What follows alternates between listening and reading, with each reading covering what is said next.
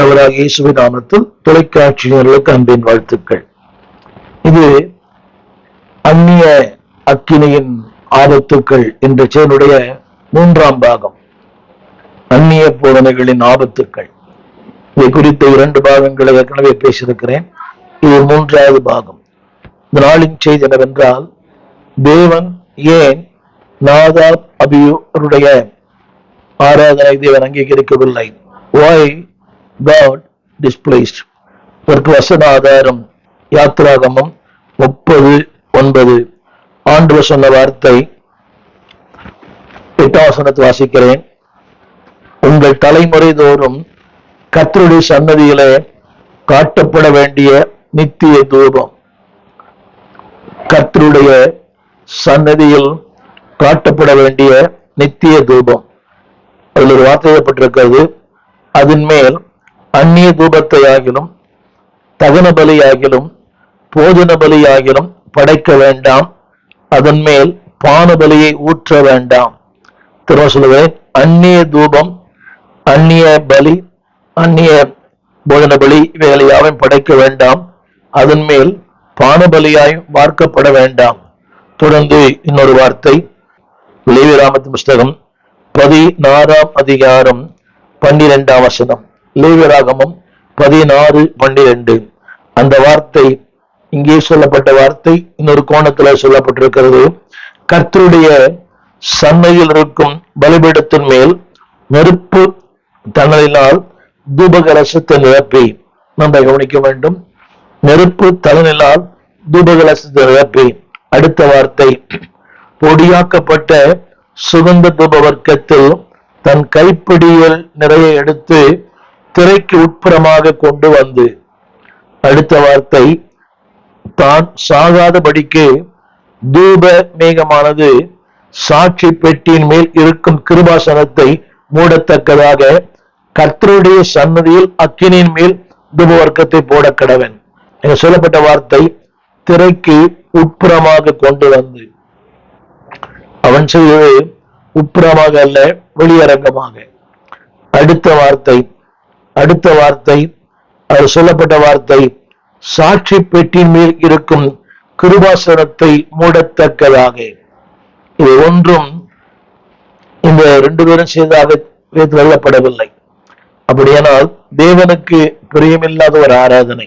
இன்றைக்கு தேவனை ஆராதிக்க வேண்டுமானால் முக்கியமான 2 தெளிவான காரியங்கள் தேவை. இன்றைக்கு திருச்சபையில ஏன் ஜனங்கள் கர்த்தரை ஆராதிப்பதில்லை?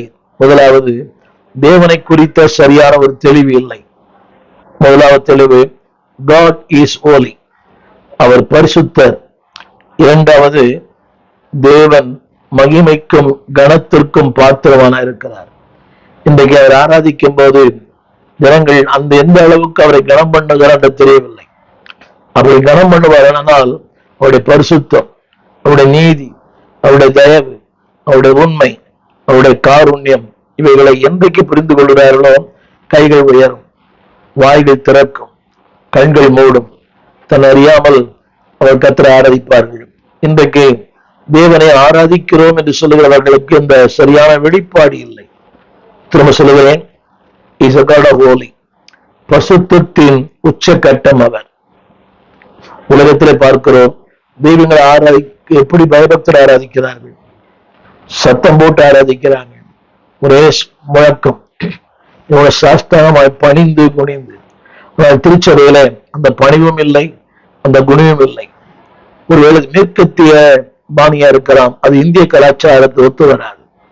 அதற்காக நீங்கள் தரையில விழ வேண்டும் என்று சொல்லவில்லை. அந்த ஆவி நறுங்குண்ட ஆவி இதைத்தான்.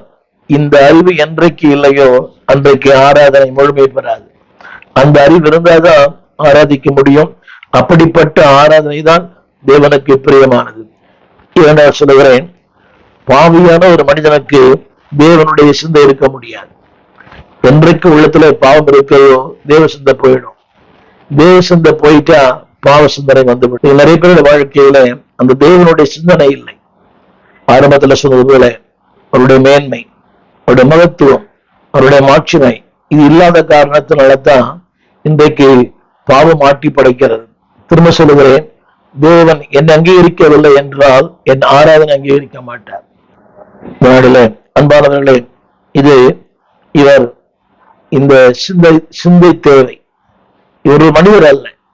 இன்னைக்கு சாதாரண மனிதர்களை எப்படி முகஸ்துதி பண்ணுகிறார்கள், புகழ் பாடுகிறார்கள், புகழாரம் சூட்டுகிறார்கள், கிரீடம், பொன்னாடை, மாலை, பணிவு, அப்படி இந்த சில காரியங்களை பார்க்கலாம். காலை தொட்டு வணங்குகிறார்கள்.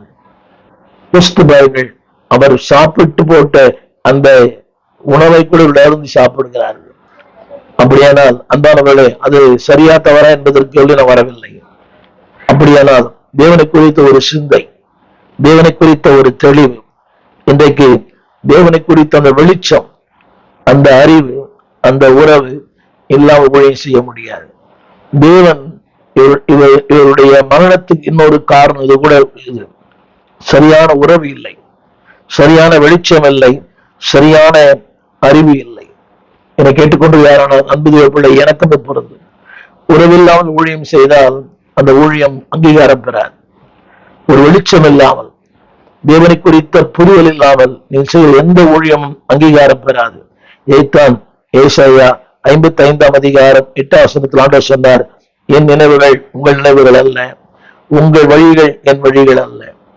நான் நினைக்கலாம், கர்த்தரை அங்கீகரித்து விட்டார், என்ன அங்கீகரித்தார், ஊழியத்தை அங்கீகரிக்கிறார். ஆனால் அவருடைய நினைவுகள் எப்படிப்பட்டது அறிய முடியும்.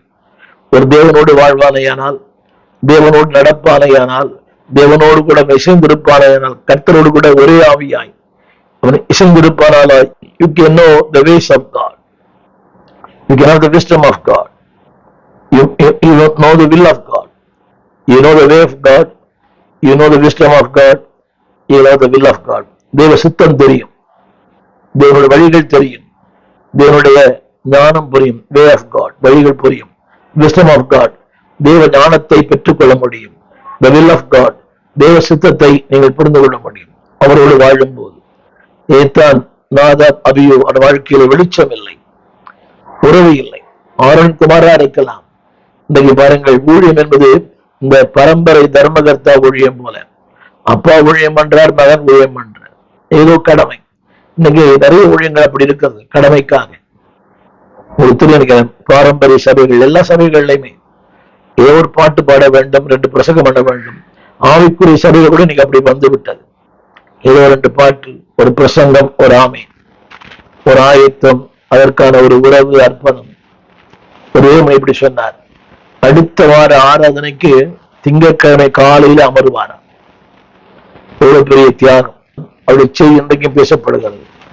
நான் அந்த தேவமனினுடைய அவருடைய செய்திக்கு நானும் அடிமை.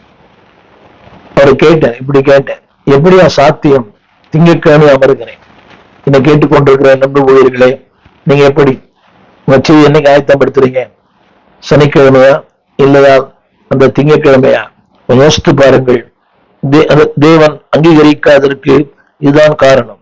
தேவனுக்கு ஆராதனை செய்வது ஒரு பாரம்பரியமோ சடங்காச்சாரம் அல்ல. It is not mechanical. என்னுடைய ஆராதனைகள்லாம் ஒரு மெக்கானிக்கல் தான். ஒரு பாட்டு, 2 சரணம், கொஞ்ச நேரம், ஒரு இந்த அநேக ஆலயங்களிலே அந்த தொழுகையே இல்லை. கரங்களை உயர்த்தி ஆராதிப்பது, ஒரு 3 பாட்டு, ஒரு அறிவிப்பு, ஒரு செய்தி, ஒரு காணிக்கை, முடிந்தது. It is become a mechanical.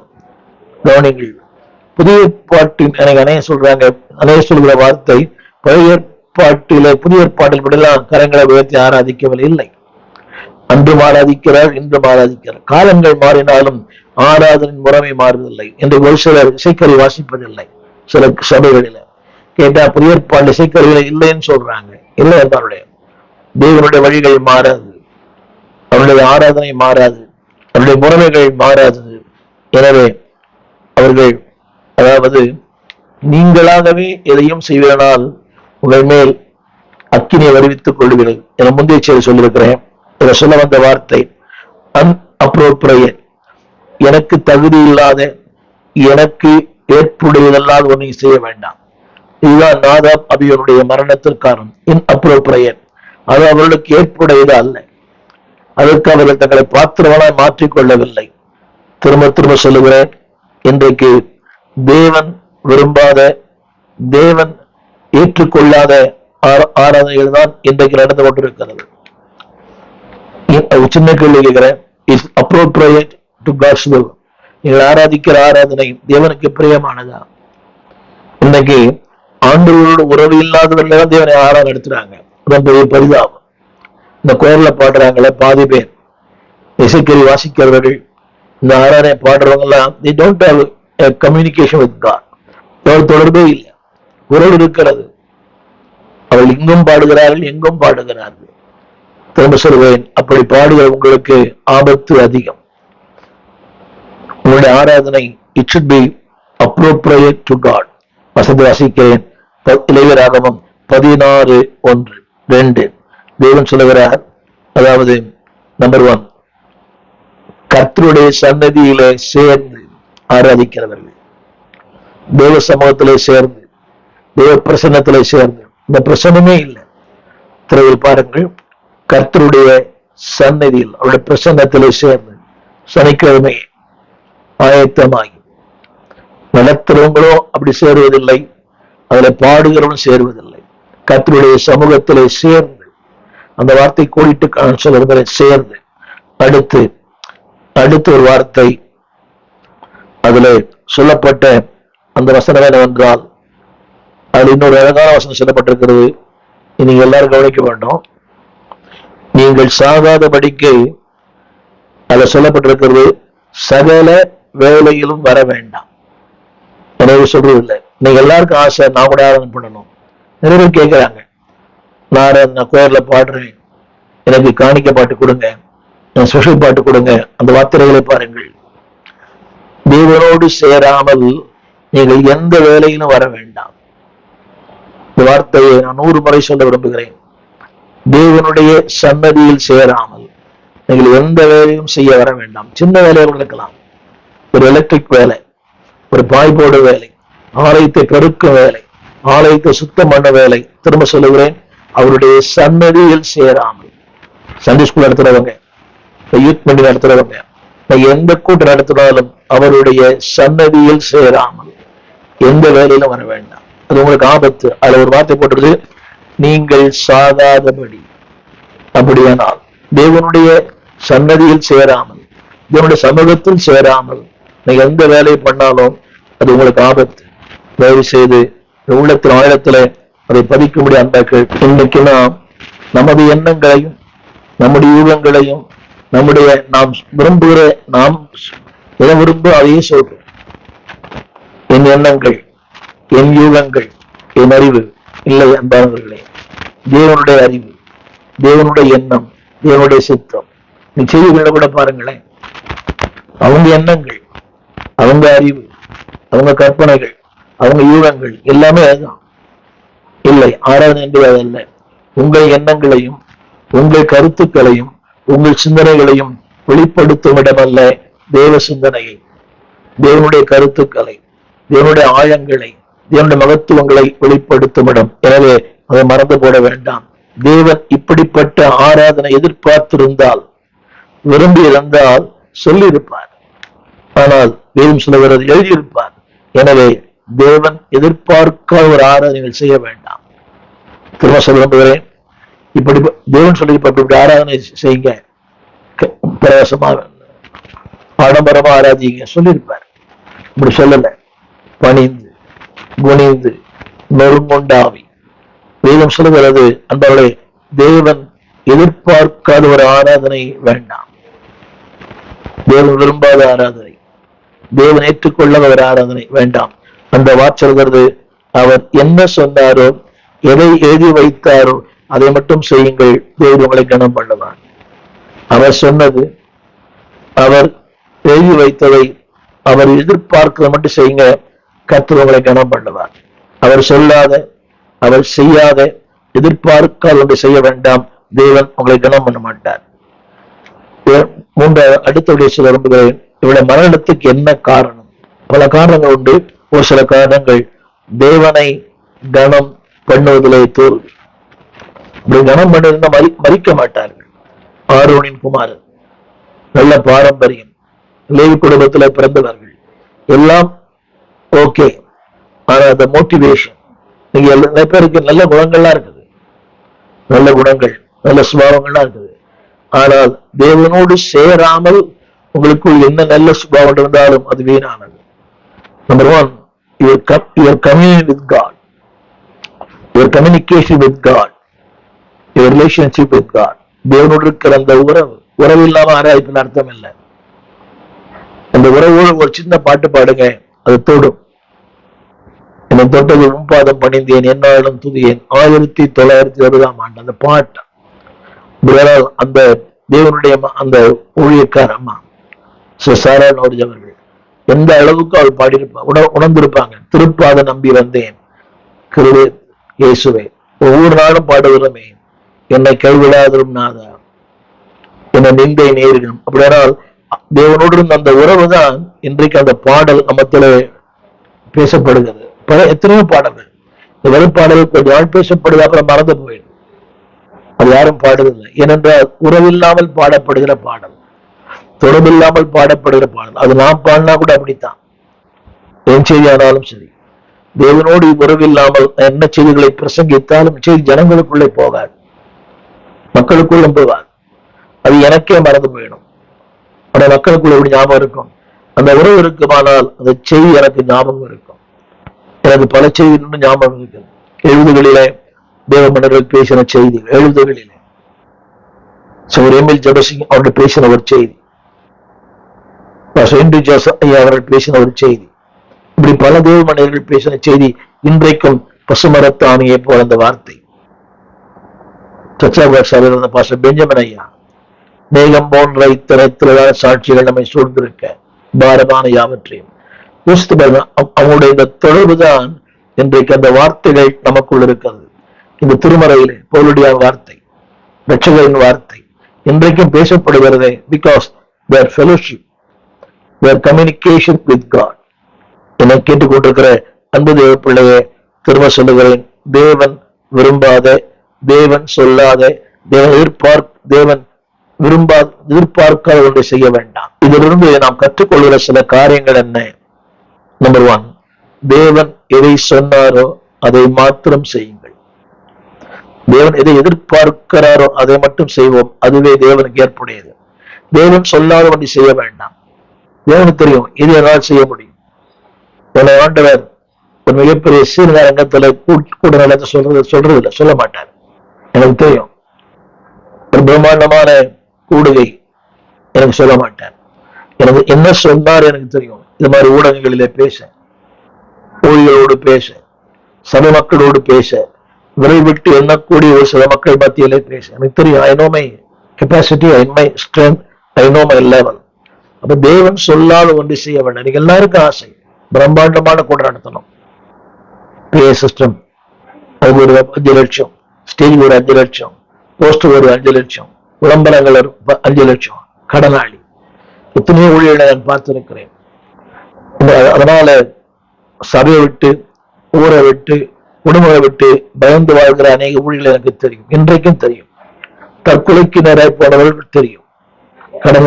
கடனாளிகள், மண்டபத்துக்கு வாடகை தர முடியல, பிஎஸ்எஸ் வாடகை தர முடியல, அதை நம்பி கடன் வாங்கிட்டாங்க, காணிக்க வரன்னு சொல்லி காணிக்க வரல, இந்த ஊழியமே இல்லை. எத்தனை ஊழியர்கள் எனக்கு தெரியும். குற்றப்படுத்த விரும்பவில்லை. தேவன் எதை சொன்னாரோ, எதை எதிர்பார்க்கிறாரோ அதை மட்டும் தேவன் செய்யுங்கள். கவனிங்க, நீ சில பேர் நினைக்கிறாங்க தேவன் கண்டுகொள்ளவில்லை. இல்லை, நிச்சயம் ஒரு நாள் பார்ப்பார். உங்கள் தவறையும் பார்ப்பார், என் தவறையும் பார்ப்பார்.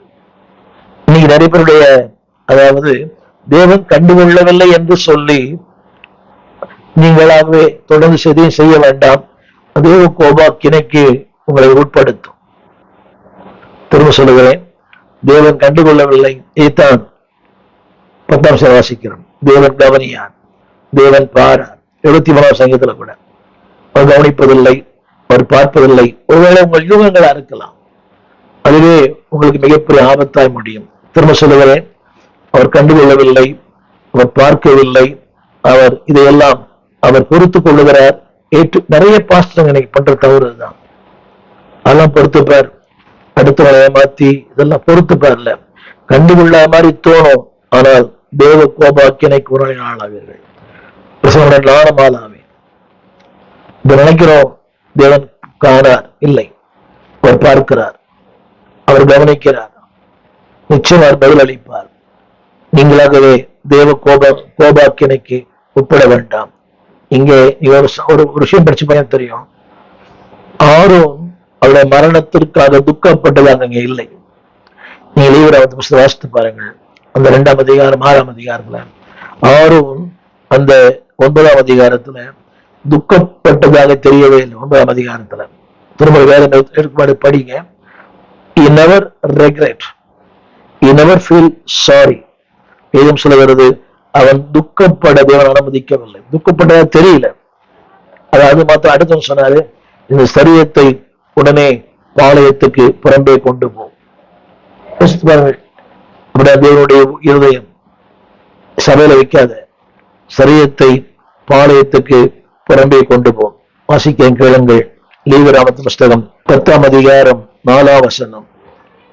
அவர் சொல்கிற வார்த்தை, பரிசுத்த ஸ்தலத்துக்கு முன்னின்று எடுத்து பாளையத்துக்கு புறம்பே கொண்டு போங்கள். அப்படியானால் never allowed to keep inside the church. தேவன் அதை அனுமதிக்கவே இல்லை. அப்படியானால் தேவனுடைய கோபாக்கிரையில தெரியுது அல்லவா, அன்புள்ளவர், இரக்கமுள்ளவர், தயவுள்ளவர். ஆனாலும் அது இன்னொரு சிறப்பு என்ன தெரியுமா? ஆரோன் தொடர்ந்து ஊழியம் செய்தார். அதான் பெரிய காரியம். அவர் தெரியும், அவர் புரிந்து கொண்டார், அவர் அறிந்து கொண்டார். He never stopped his ministry. உங்களுக்கு எனக்கு அது நடந்திருந்தா 1000 கேள்வி. நான் நேசிக்கிற பிள்ளை, 2 பிள்ளைகள். தேவன் இரக்கம் உள்ளவர் தானா? தேவன் அன்புள்ளவர் தானா? அன்பா இருப்பாரானால் எனக்கு ஏன் என் வாழ்க்கையில் அனுமதிக்கிறார்? இப்படி நிறைய கேள்வி மேல கேள்வி கேட்டு இருக்கலாம். But he continue his ministry. கவனிகள், இதைத்தான் அன்பானவர்களே, இதை போன்ற பல சம்பவங்கள் பலருடைய வாழ்க்கையில் நடந்திருக்கு. ரட்சகர் வாழ்க்கையிலும் எத்தனையோ பாடுகள், போராட்டங்கள். But he never gave up, சோர்ந்து போகவில்லை. இங்கே என்ன நடந்தது என்பதை நாம் வேதத்தில் வாசிக்கிறோம். லேவியராகமத்தின் புஸ்தகம் 10ஆம் அதிகாரம் 3ஆம் வசனம். அதுதான் ஆண்டவர் சொல்லுகிறார். அதில் ஒரு வார்த்தை எழுதப்பட்டிருக்கிறது. ஒரு வார்த்தை, நான் பரிசுத்தம் பண்ணப்பட்டு சகல ஜனங்களுக்கு முன்பாக நான் மகிமைப்படுவேன். நம்முடைய ஊழியத்தினுடைய நோக்கமே இதுதான். தேவன் மகிமைப்பட வேண்டும். என்றைக்கு நடக்கவில்லையோ அது ஆபத்து. அந்த வார்த்தையை திரையில் கூட பாருங்கள். நான் ஜனங்களுக்கு முன்பாக மகிமைப்பட்டு, சகல ஜனங்களுக்கு முன்பாக நான் மகிமைப்படுவேன். இதுதான் நம்முடைய ஊழியத்தோட நோக்கமா இருக்கணும், ஆசையா இருக்கணும், விருப்பமா இருக்கணும். திரும்ப திரும்ப, இட் இஸ் நாட் ரிப்பீட்டேஷன். சகல ஜனங்களுக்கும் முன்பாக நான் மகிமைப்படுவேன். என்னை கேட்டுக்கொண்டிருக்க அன்புடைய பிள்ளையே, உங்களுடைய ஊழியத்துல தேவன் மகிமைப்படுகிறாரா? தூஷிக்கப்படுகிறாரா? உங்களுடைய வாழ்க்கையில, உங்களுடைய குடும்பத்துல, உங்களுடைய செயல்பாட்டில கேன் காட் க்ளோரிஃபை? தேவன் மகிமைப்படுகிறாரா? நீ அனைவருடைய ஊழியங்களில தேவன் தூஷிக்கப்படுகிறார். தேவன் தூஷிக்கப்படுகிறார். கடனாளியாக, பொய் பேசுகிறவர்களாக, ஜனங்களுக்கு மத்தியில ஜனங்களும் ஊழியனை கனம் பண்றதில்லை. தேவன் சொல்லுகிறார், சகல ஜனங்களுக்கு முன்பாக நான் மகிமைப்படும்படி எனக்கே நான் சொல்லிக் கொள்ளுகிறேன். என் செய்தியில அவர் மகிமைப்பட வேண்டும், என் ஆராதனை அவர் மகிமைப்பட வேண்டும், என் பிரசங்க பீடத்தில் அவர் மகிமைப்பட வேண்டும், என் சொல்லி அவர் மகிமைப்பட வேண்டும், என் எழுத்தில் அவர் மகிமைப்பட வேண்டும், இந்த ஊடகத்தில் அவர் மகிமைப்பட வேண்டும். அந்த வார்த்தை, சகல ஜனங்களுக்கு முன்பாக நான் மகிமைப்படுவேன். இதை செஞ்சு பாருங்க. நீங்க இன்னொரு பரிணாமத்துக்குள்ள உங்களை கத்தர் கொண்டு போவான். மரணம் அல்ல ஜீவன், முடிவல்ல ஆரம்பம், கண்ணீர் அல்ல மகிழ்ச்சி. இந்த காரணம் என்னவென்றால், கவனிங்க, தேவன் அந்த வார்த்தை ஆங்கிலத்தை 2 வார்த்தை பயன்படுத்தப்படுறது, செட் அபார்ட். நீங்கள் பிரிந்து வாழுங்கள். உடைய ஊழியம் வித்தியாசமா இருக்கட்டும். எல்லாரும் பண்றாங்க, நீங்களும் பண்றீங்க. இந்த உலகத்துல இந்த ஆலய ஆராதனையில அருவருப்பான காரியங்கள், மேடையில நடனம், கூத்து, இதெல்லாம் நடக்குது. தேவன் சொல்கிறார், சகல ஜனங்களுக்கு முன்பாக நான் மகிமைப்படுவேன். இன்றைக்கு போவர் மகிமைப்படுகிறார், பாடுறவங்க மகிமைப்படுறாங்க, டிஃபரெண்ட் டைப்ஸ் ஆஃப் காஸ்டியூம்ஸ். மேடை மகிமைப்படுகிறது, விளக்குகள் மகிமைப்படுகிறது, தூபங்கள், அந்த அந்த கலர்ஃபுல் அந்த புது மண்டல் மகிமைப்படுது. கர்த்தர் மகிமைப்படுறாராம். தேவன் மகிமைப்படும் போது வேதம் சொல்கிறது, இதுதான் கர்த்தர் சொன்னார், இதுதான் என்றான். அடுத்த வார்த்தை எழுதப்பட்டது, ஆரோன் பேசாதிருந்தான். என்னை கேட்டுக்கொண்டிருக்கிற அன்பு தேவ பிள்ளையே, ஒரே ஒரு வார்த்தை, உங்கள் ஆராதனை 3 காரியம் சொல்றேன். It should be honor to God.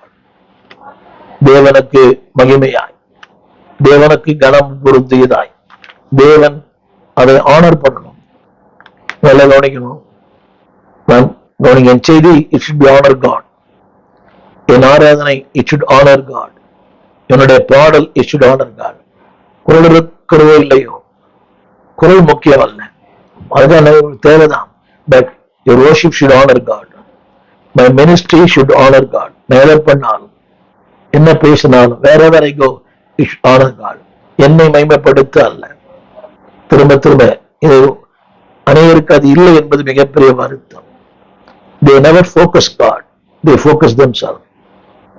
நீங்க போஸ்டர்களை பாருங்களேன், போஸ்டர்களையே, அது அவருடைய இயற்கையான புகைப்படம் அல்ல, அதாவது அவருடைய நார்மல் போஸ்டர் அல்ல அது. அதற்காக ஒரு மேக்கப், அதற்காக ஒரு உடை அலங்காரம் வேண்டாம். Let it honor God. உங்களுடைய அந்த விளம்பரங்கள் கூட தேவனை மையப்படுத்தட்டும். ஒரு நான் தவறு செய்திருந்தால் அதுவும் தவறு தான். It should honor God. Everything. அது சொல்லப்பட்ட வார்த்தை 2 வார்த்தை, glorify God, honor God. இரண்டு தமிழ்ல ஒரே அர்த்தமா இருப்பான வித்தியாசம். glorify மகிமைப்படுத்துவார், honoring God. உங்கள் செய்தியில் அவரை கனம் பண்ணுங்க. ஈவன் உங்களுடைய உடை அலங்காரத்துல கூட அவரை கனம் பண்ணுங்க. தேவனே, என் அலங்காரம் நமக்கு பிரியமா? கொஞ்சம் யோசித்து பாருங்க. இதைத்தான் லேவியராகமத்துல 10ஆம் அதிகாரம் 4:5 அங்கே மோசே சொல்லுகிறார், இதை எடுத்து பாளையத்துக்கு புறம்பே கொண்டு போங்கள். மோசே சொன்னபடியே அவர்கள் கிட்ட வந்து அவர்கள் உடுத்திருந்த சட்டைகளோடும் எடுத்து பாளையத்துக்கு புறம்பே கொண்டு போனார்கள். இது எவ்வளவு கடினம் இல்லை? அதை சொல்லும் போது கடினம். ஏன்னா அவரும் அந்த குடும்பத்தை சார்ந்தவர். அந்த வார்த்தை படி கேளுங்க, அந்த வசனத்தை. உடுத்திருந்த சட்டைகளோடும் எடுத்து பாளையத்துக்கு புறம்பே அவளை கொண்டு போனார்கள்.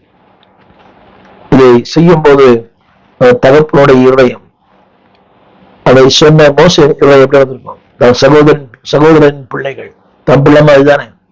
ஆனால் தேவன் சொல்லுகிற வார்த்தை கவனிங்கள், தேவன் எதை சொன்னாரோ அதை மாத்திரம் செய்யுங்கள். கடினமானது, ஏற்புடையது இல்லது. அவருக்கு நிறைய தெரியும், இதை செய்யத்தக்க பலன் எனக்கு தருகிறார். உன் சுத நேசகுமாரமா ஈசாக்கை பலியிடு. அது முடியாது. ஒரு தேவன் அப்படி சொல்லுவாரா? அன்புள்ளவர், இரக்கம் உள்ளவர், தயவு உள்ளவர், காருண்யம் உள்ளவர். Can God say like that? நாங்க சொன்னார் திரும்ப திரும்ப அன்பா. அப்படி செய்யும் போது வாழ்க்கையில சொல்லுகிறேன், there will be a great rejoice in your life. நான் பேசுவது புரிந்து பேசுகிறேன், அறிந்து பேசுகிறேன். திரும்ப கவனிங்க, செஞ்சு பாருங்களேன். It's a time of great rejoicing. செஞ்சு பின்ன அவங்களுக்கு தெரியாது. ஒரு இழந்து போகும்போது, ஒரு கடினமான பாதை, ஒரு கண்ணீரின் பாதை, ஒரு கலக்கத்தின் பாதை, ஒரு வேதனையின் பாதை, ஒரு இல்லாமையின் பாதை தேவன் அனுமதிக்கிறார். அதை கடந்து போங்க. You'll have a great joy in your life. இருந்து நாம் கற்றுக்கொள்ளுகிற பாடங்கள் என்ன என்று சொன்னேன். நம்பர் 1, அவருடைய தவறுகளை நீங்கள் செய்யாதிருங்கள். Don't make mistakes. என்னை கேட்டுக்கொண்டு அன்புடைய பிள்ளை, யாரையும் குற்றப்படுத்த அல்ல, அவள் செய்கிற தவறுகளை நீங்கள் செய்ய வேண்டாம். அவர் தவறு பண்றாரு, ஒருத்தரை சொல்றாரு, இந்த ட்ரெஸ் தான் என்னோட பிளஸ் பாயிண்ட், இதை பார்த்தா மக்கள் வராங்க, இட் அட்ராக்ட் யங் பீப்புள். அப்படி எல்லாம் எவ்வளவு பசுத்தவாக வாழ்ந்திருக்கிறாங்க, எவ்வளவு பசுத்தவான்கள். அவங்க ட்ரெஸ்ஸை பார்த்து ஆக்க வரலையே. சுந்தரமையா அவர்கள் ஏராளமான வாலிபர்கள் அவருடைய சபையில் இருந்தார்கள். இன்றைக்கு அவர் சென்னையில் தமிழகத்தின் பல இடங்களிலே ஊழியம் செய்கிறார்கள். அவர் ட்ரெஸ்ஸை பார்த்து யார் சபைக்கு வரல. நீங்க பார்த்திருப்பீங்க. முதல் தேதி காலை ஆராதனைகளே திரளான கூட்டம், அதிகாலை 5:30 மணிக்கு ஃபுல்லி பேக்ட். அவர் ட்ரெஸ்ஸை பார்த்து எவ்வளவு வாலிப பிள்ளைகள், வாலிப ஆண்கள், பெண்கள் சொல்லிக்கொண்டே போகலாம்.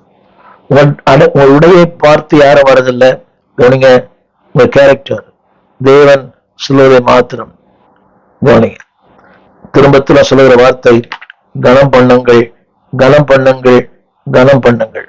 எங்கள் விலாசம் போதகர் ஸ்டீஃபன் தேவகுமார், திறந்த வாசல் சபை, நம்பர் 65, பரமானந்த தெரு, 7 கிணறு, சென்னை 600001.